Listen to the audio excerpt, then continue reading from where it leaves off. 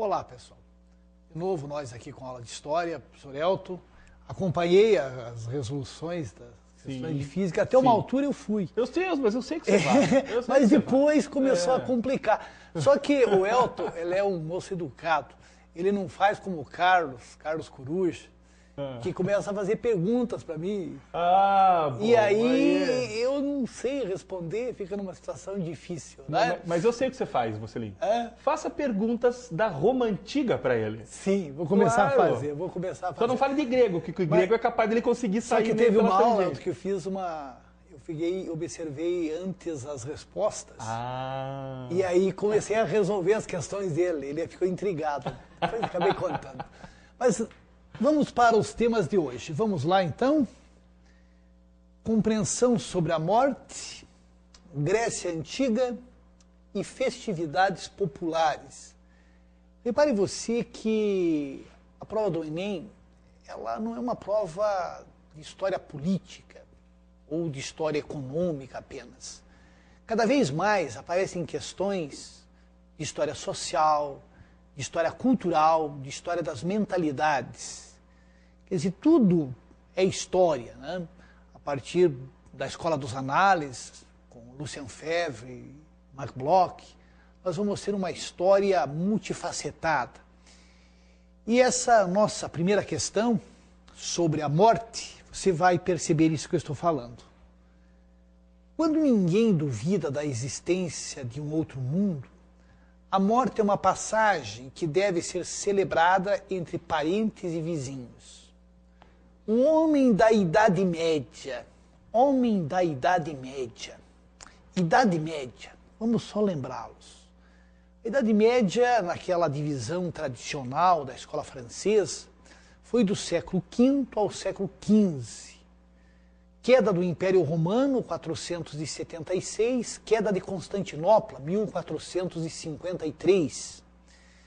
Na verdade, a expressão Idade Média foi criada pelos humanistas de forma depreciativa, como se tivesse sido uma idade das trevas, uma longa e tenebrosa noite de 1000 anos. Hoje essa visão está completamente descartada, graças aos estudos dos grandes medievalistas, como Jacques Le Goff, Philippe Arrier, Marc Bloch e tantos outros. Pois foi na Idade Média que surgiram as universidades, as corporações de professores e alunos. Na Idade Média nós tivemos o desenvolvimento de estilos arquitetônicos como o românico, o gótico, a filosofia escolástica. Enfim, tivemos também o renascimento do comércio e das cidades. Portanto, essa visão de que a Idade Média foi uma idade das trevas, hoje é uma visão totalmente descartada pelos historiadores. Mas foi um período histórico em que a Igreja deu as cartas. A mentalidade era marcada pela influência da Igreja. A Igreja controlava corações e mentes. As pessoas não tinham dúvidas sobre a existência de uma outra vida. Vivia-se pouco, a expectativa de vida não ultrapassava 28, 30 anos. Portanto, para o homem medieval, o paraíso, o purgatório ou, quiçá, o inferno podiam estar a um passo.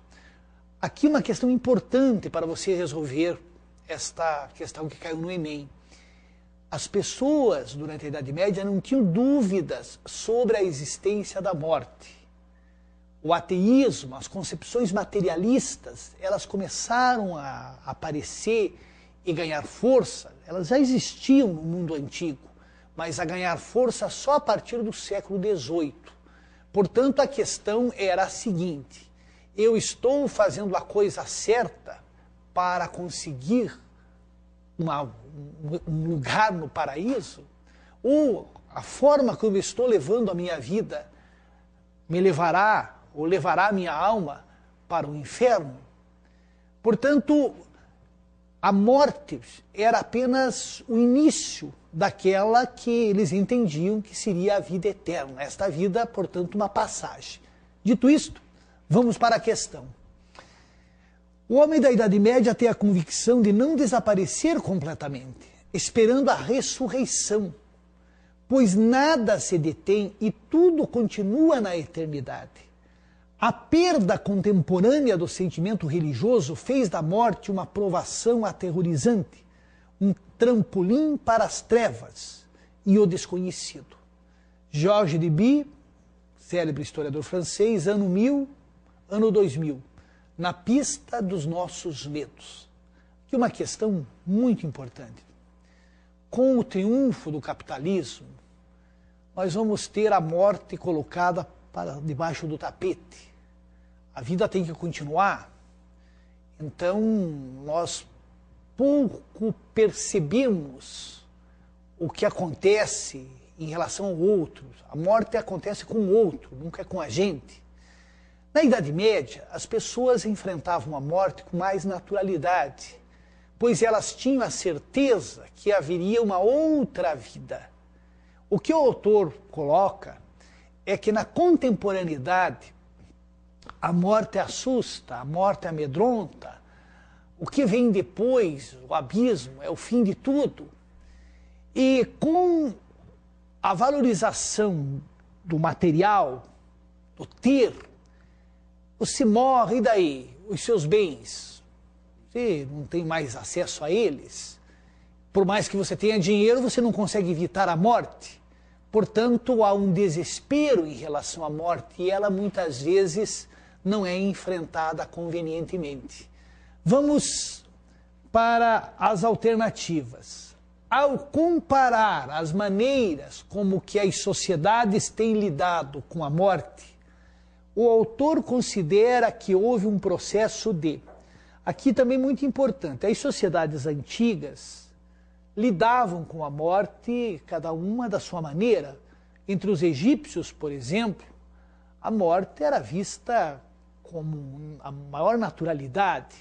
Tanto é que eles construíam suas tumbas e colocavam nelas miniaturas de objetos que eles usavam neste mundo para usarem no além.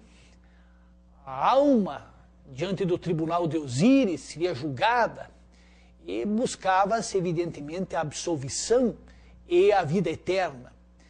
Entre os povos gregos, os romanos, os mesopotâmicos, acreditavam esses povos na vida depois da morte. O autor considera que houve um processo de mercantilização das crenças religiosas. Não, ele não faz essa colocação, que houve uma comercialização das crenças religiosas, né? Pelo menos aqui em relação à morte. Transformação das representações sociais. Vejo que esta é interessante. Havia o mito, havia o rito. O ritual, por exemplo, de morrer em casa. Há um livro interessante do próprio Georges Duby, de Guilherme Marechal, em que o Guilherme Marechal, que foi um cavaleiro, ele vai morrer cercado pelos parentes. Há toda uma maturação para a passagem e o luto, o período em que os familiares vão, aos poucos, assimilando a perda daquela pessoa. Tudo isso vai mudando no decorrer dos séculos. Então, de fato, houve uma transformação das representações sociais. Disseminação do ateísmo nos países de maioria cristã. Isto não aconteceu na Idade Média. O ateísmo ainda ele é inexpressivo nos países cristãos, mesmo nos dias de hoje. Diminuição da distância entre saber científico e eclesiástico. Não há nenhuma referência a essa diminuição da distância entre saber científico e eclesiástico. Amadurecimento da consciência ligada à civilização moderna. Uma questão eu considerei relativamente fácil, né?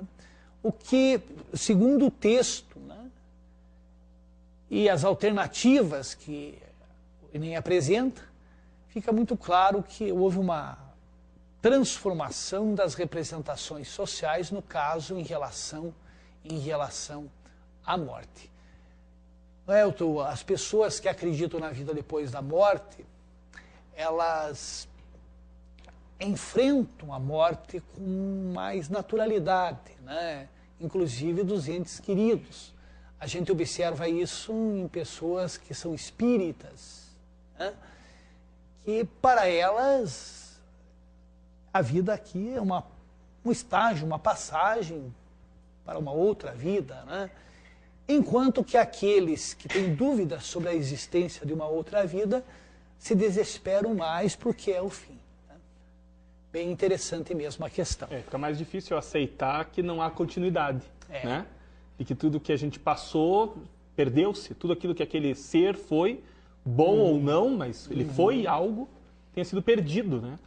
O que eu posso te dizer, do ponto de vista cosmológico, eu gostaria que o universo gravasse tudo isso, que registrasse a nossa existência de alguma forma, para ser rebobinada, para que a gente viva novamente. Não sei, aí não sei dizer. Mas eu gostaria que de alguma forma, isso que nós fomos, ficasse de alguma forma registrada. Porque a própria humanidade no futuro pode não existir mais. Porque nós, quando se fala em universo, somos um nada. Claro, absolutamente. Se nós fôssemos apagados agora, a história do universo continuaria sem que nós tivéssemos a sensibilizado, de alguma maneira. Então... Realmente é. Mas eu gosto de dizer, antes que as pessoas comecem a se preocupar com esse tipo de raciocínio, eu gostaria de dizer que, ao mesmo tempo que nós somos, talvez, a coisa menos importante do universo, nós também somos a mais importante, uma vez que nós atingimos esse grau de podermos contestar, de perguntar o porquê de tudo isso. Então, na mesma medida que eu percebo que eu sou muito pouco, eu também percebo que eu sou o melhor resultado que o universo atingiu até agora, pelo menos que a gente conheça. Exatamente, muito boa. Vamos à próxima? Durante a realeza e nos primeiros anos republicanos, as leis eram transmitidas oralmente de uma geração para outra. A ausência de uma legislação escrita permitia aos patrícios manipular a justiça conforme seus interesses. Em 451 a.C., porém, os plebeus conseguiram eleger uma comissão de 10 pessoas, os decênveros, para escrever as leis. Depois eles viajaram a Atenas, na Grécia, para estudar a legislação de solo. Aqui tem várias questões que devemos abordar antes de continuarmos, antes de resolvermos a questão. Durante a realeza, estamos falando aqui de Roma. Vamos lembrá-los da divisão tradicional da história de Roma. Segundo a lenda, segundo a tradição, Roma foi fundada em 753 a.C. pelos irmãos Rômulo e Remo. Deixando de lado a lenda, dados arqueológicos revelam a fundação de Roma por volta do século VIII, portanto, coincidindo com a lenda. Evidentemente, não foi conforme conta a lenda do Rômulo e Remo, porém, a lenda nesse aspecto ela está em consonância com os dados da arqueologia. A primeira fase da história de Roma foi a fase dos reis. Teria ido de 753 a.C. até 509 a.C. Roma teria tido 7 reis. Neste período, a região era povoada por diversos povos. Ao norte da Itália tínhamos os gauleses, ao centro os latinos, os úmbrios, os samnitas, os etruscos, e ao sul os gregos, as colônias fundadas pelos gregos na Itália. Este período da história de Roma, da realeza, é muito pouco conhecido. A parte documental é inexpressiva e a arqueologia não oferece tantas respostas quanto gostaríamos. Segundo a tradição, Tarquínio o Soberbo foi deposto e Roma tornou-se uma república. República, res é coisa, coisa pública. Em vez de um rei, vamos ter 2 cônsules que vão dividir o poder. E várias magistraturas, os pretores, os questores, os censores, os edis. Portanto, é a fase republicana da história de Roma. Em termos sociais, no topo da pirâmide estavam os patrícios. Mas quem seriam os patrícios?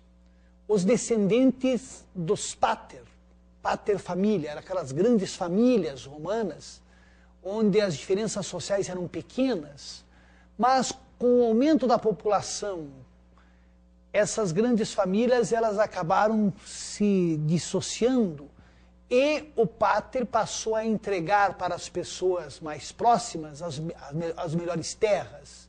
Então, patrício é aquele que descende diretamente do pater.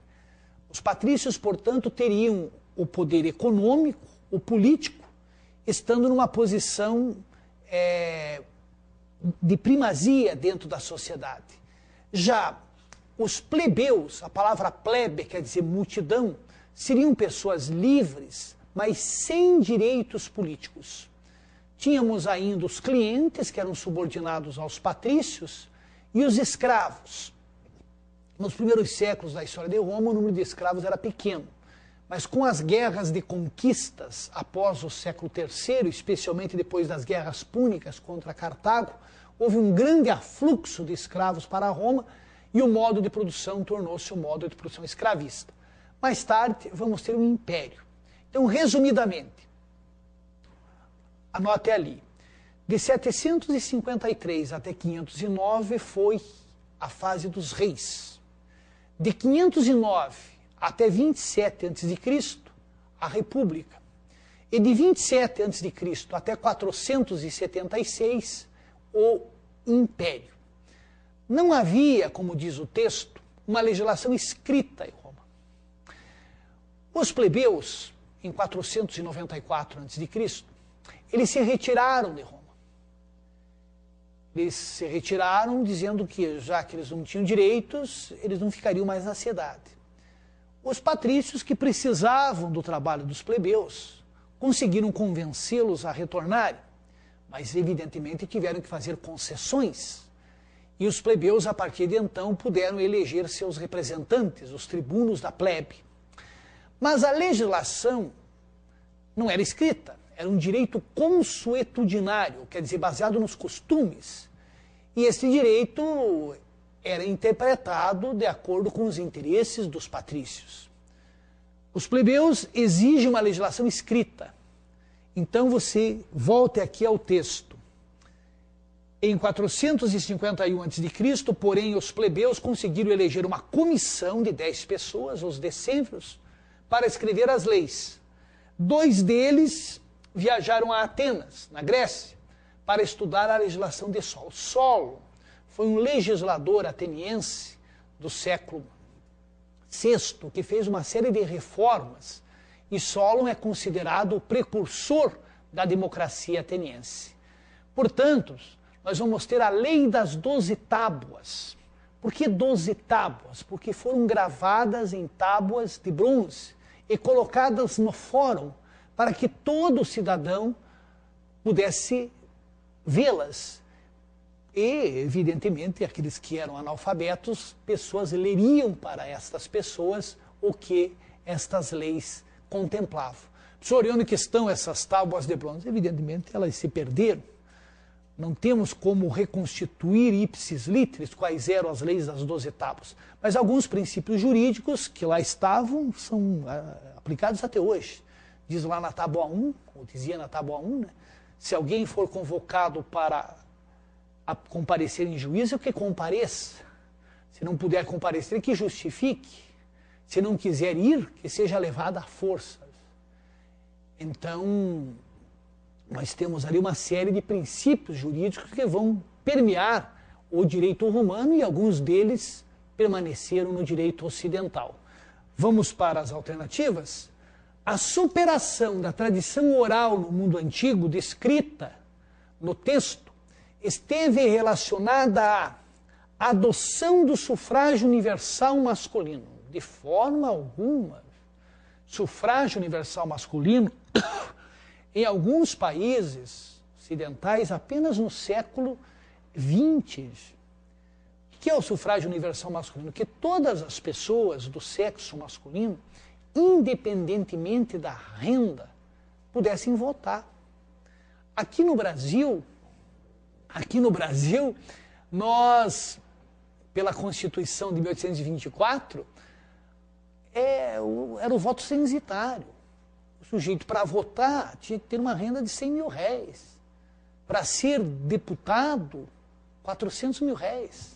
Para ser senador, 800 mil réis. Mas não é muito diferente hoje, né? Para o sujeito se eleger, apesar do sufrágio ser universal, né? Gasta-se muito dinheiro. Sem dúvida. Então é um voto sufrágio universal. E dinheiro que não deveria ser gasto com isso, né? Exatamente. Esse é o grande. A gente está vivendo isso agora. Mas prestem atenção aí, né? Vamos voltar a Roma. Isso, vamos volta para Roma. Extensão da cidadania aos homens livres. Interessante, interessante. Afirmação de instituições democráticas. Não, Roma não vai ser uma democracia. A democracia lá é Atenas. Mesmo a democracia ateniense, você tem que tomar cuidado. Não era para todo mundo. Atenas clássica era cidadão quem tivesse mais de 18 anos, tivesse prestado serviço militar, eram 2 anos de serviço militar, e fosse filho de pai e de mãe ateniense. Portanto, os estrangeiros, os metecos, as mulheres, os escravos estavam excluídos. Implantação de direitos sociais. Aqui também não. Direitos sociais, a partir do século XIX. As lutas dos trabalhadores, a formação de sindicatos, as greves. E com isto, paulatinamente, os trabalhadores foram conquistando a redução da jornada de trabalho, mais tarde assistência médica hospitalar, descanso semanal remunerado. E essas conquistas foram difíceis e variaram de país para país.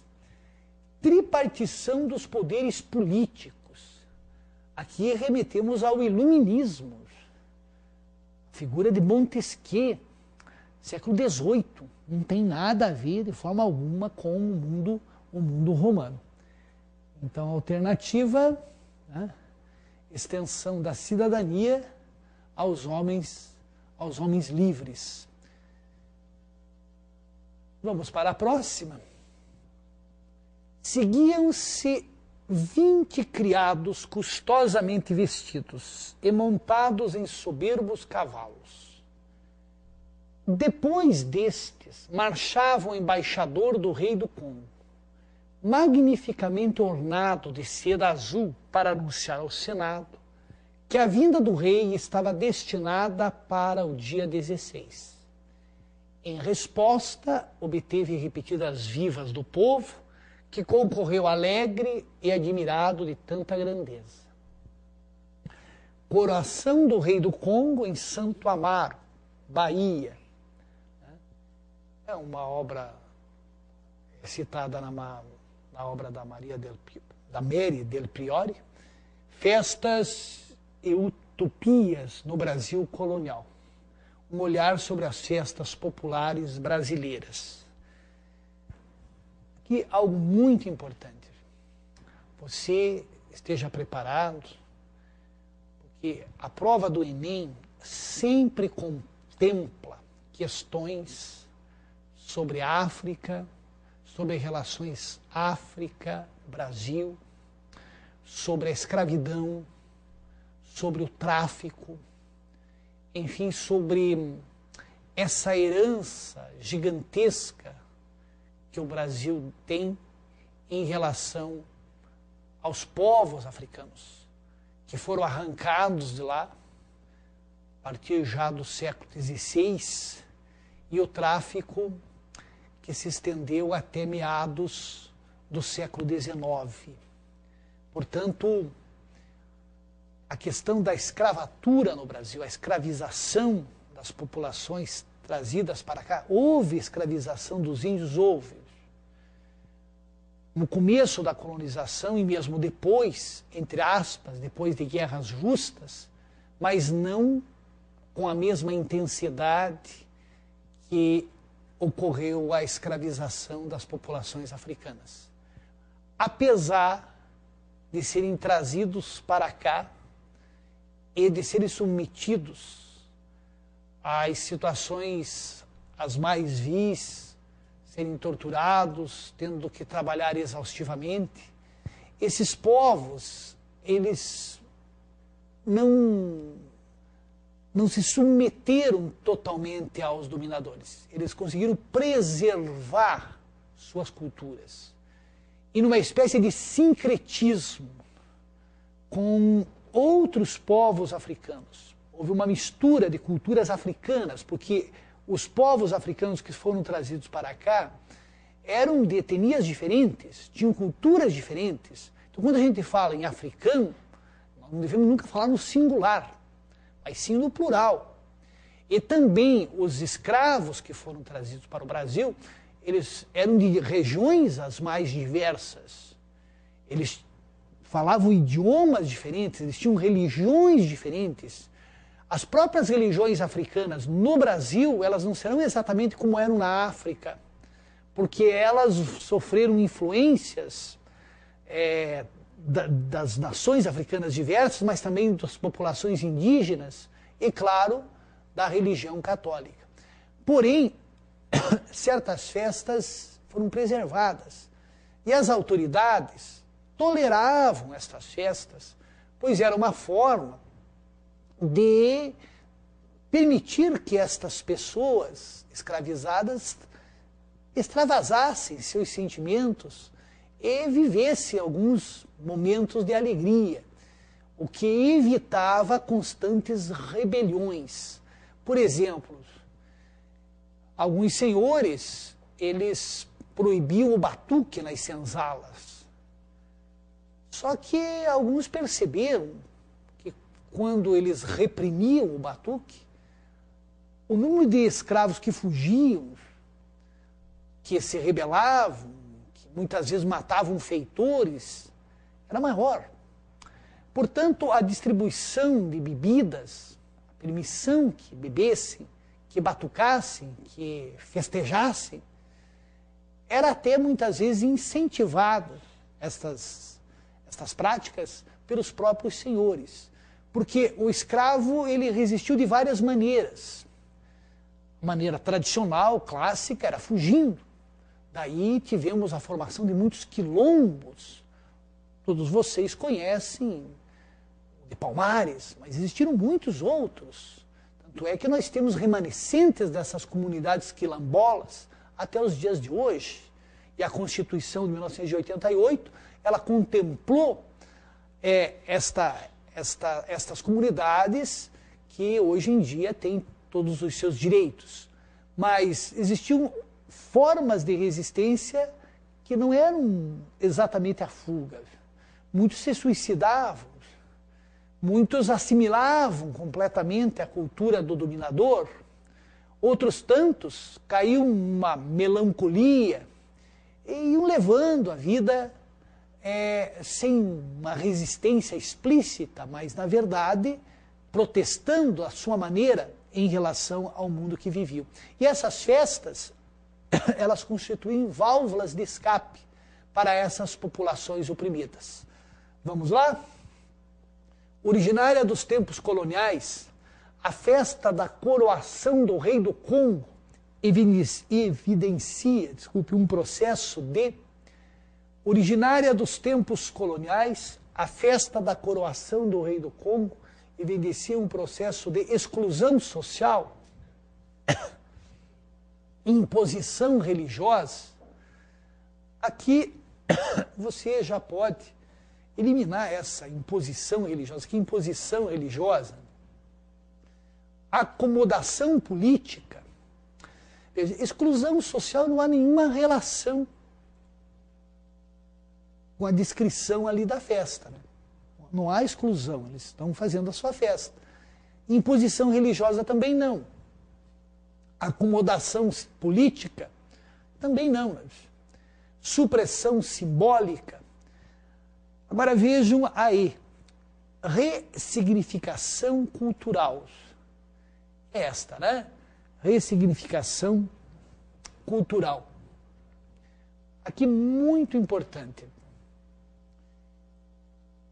Essa ressignificação cultural vai ocorrer não só em relação às populações africanas, mas também em relação às populações indígenas.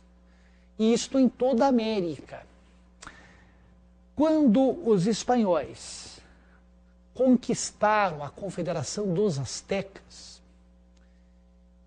os astecas começaram a descrer nos seus deuses, pois se eles foram derrotados militarmente, é porque o Deus dos espanhóis era mais poderoso.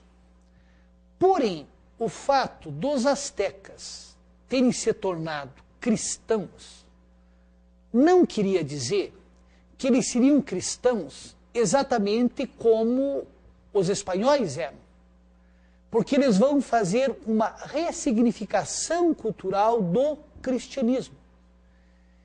E nós vamos ter uma série de crenças nativas dissimuladas em práticas cristãs. Por exemplo, a imagem de Nossa Senhora de Guadalupe, que tornou-se a padroeira do México. Ela foi encontrada por um índio, um nativo. E se nós observarmos a imagem, nós veremos que ela se parece muito com uma deusa asteca, Tonantzin. Quer dizer, havia uma divindade asteca, houve a imposição do cristianismo, a crença em Nossa Senhora, porém, a imagem ficou associada à divindade asteca. Os incas, eles mumificavam os corpos de seus governantes. E, nos momentos de crise, eles faziam procissões com estas múmias. O que a Igreja Católica fez? Mandou queimar estas múmias, mas continuou realizando procissões, só com figuras, com imagens de santos, de santas da Igreja Católica. Em relação aos escravos africanos, muitos deles começaram a associar certos orixás, especialmente os povos iorubás, com santos da Igreja Católica. Portanto, vai ser uma cristianização superficial. O catolicismo na América, ele não vai ter as mesmas características do catolicismo europeu, ou vai se afastar bastante dos cânones do Concílio de Trento, que é o concílio do século XVI, que mais ou menos estabeleceu de forma clara os dogmas e a disciplina da Igreja Católica. Você deve ter percebido que as três questões que nós resolvemos hoje, elas estão na esfera da história cultural, na esfera da história das mentalidades, e que nós não resolvemos nenhuma questão de história política propriamente dita, né? O que predominava nos vestibulares tradicionais. Por hoje é só, até a próxima e um grande abraço a todos vocês.